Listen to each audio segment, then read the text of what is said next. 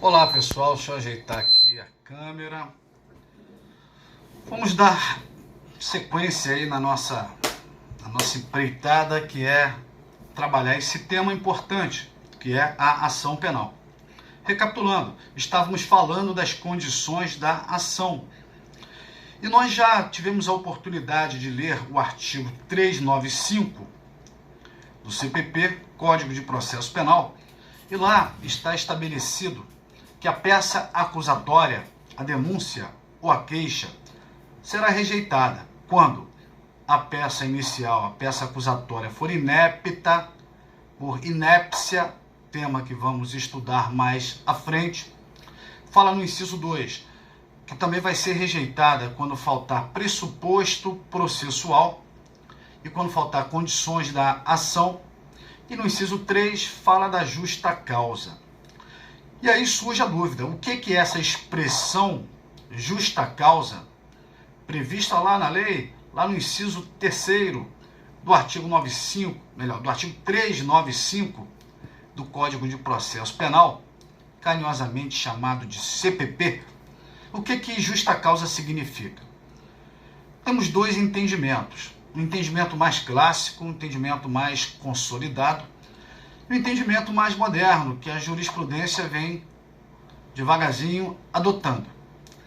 Bom, o entendimento mais clássico, vamos chamar de primeira corrente, entende que só pode ser iniciada uma ação penal essa que causa escândalo. Imagine eu, professor de várias faculdades, delegado de polícia, ter sido denunciado pelo promotor e o juiz ter dado início a uma ação penal contra mim por estupro, por tráfico, por homicídio, sei lá. Ainda que eu seja absolvido ao final, só o fato de estar respondendo a essas ações penais já me provoca alguns prejuízos. Eu fico estigmatizado, eu fico marcado. Eu que já tenho uma posição estabilizada, consolidada. Mas de repente eu ia perder aí um emprego, umas faculdades privadas, ia perder alunos.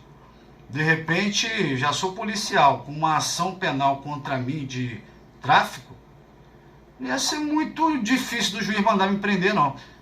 Preventivamente. Ah, ele é delegado, ele tem arma, ele tem influência, vamos prender esse cara. Pô, e no final você é absolvido. Porque não tem nada contra mim. Simplesmente porque foi iniciada uma ação penal de forma leviana. E não pode. Para que alguém seja exposto ao chamado strepitus judici, strepitus fori, escândalo do processo, tem que ter um mínimo de elementos, que nós chamamos de justa causa.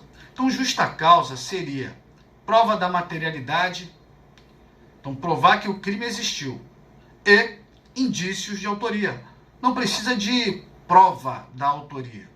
Prova vai precisar lá na hora de condenar. O juiz, para condenar, tem que ter prova de que eu fui o autor.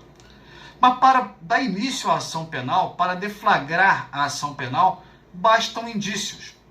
A prova seria o fogo, você encosta no fogo, você queima a mão, você tem certeza que é fogo. Indícios não, é a mera fumaça.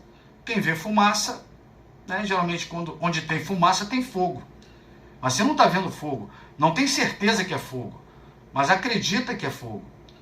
Agora posso chegar de perto e verificar que é gelo seco. Gelo seco solta fumaça pra caramba.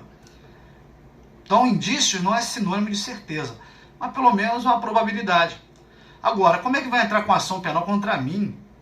Poxa, sem nada contra mim, só porque o promotor não foi com a minha cara e vai lá e entra com ação penal, o juiz dá início a uma ação penal e estou eu lá no banco dos réus. Imagine a porção de gente que não deve gostar do delegado, porque quem é delegado sério é uma atividade que não é simpática, tem uma porção de desafetos, e aí começa a pipocar denúncia anônima toda hora, instaura uma investigação e vira ação penal toda hora, com base em denúncia anônima, sem nenhum fundamento. Então, para que o juiz dê início a uma ação penal, tem que ter justa causa. Justa causa é esse elemento probatório mínimo. É o chamado fumus commissi delicti, como está aí no slide, na coluna da esquerda do observador. Agora, para uma corrente mais moderna, para a segunda corrente, que inclusive o STJ decidiu, o STF decidiu, e em uma das suas decisões, ele acabou adotando um conceito mais amplo de justa causa, dizendo que justa causa é mais do que esse lastro probatório mínimo. Tem que ter esse lastro probatório mínimo, tem que ter alguma coisa, tem que ter algum indício contra o autor. É o que eles chamam de viabilidade. A ação penal tem que ter viabilidade. Para ter viabilidade, possibilidade de êxito, tem que ter esses elementos mínimos para pelo menos permitir o início da ação penal. Só que a jurisprudência dos tribunais superiores tem traduzido a expressão justa causa em 3 aspectos. Tem que ter tipicidade, ou seja, o promotor tem que descrever uma conduta que coincida com o tipo penal, né, com o texto do artigo da lei que prevê o crime. Tem que haver punibilidade, então tem que descrever algo que pelo menos em tese ainda seja punível.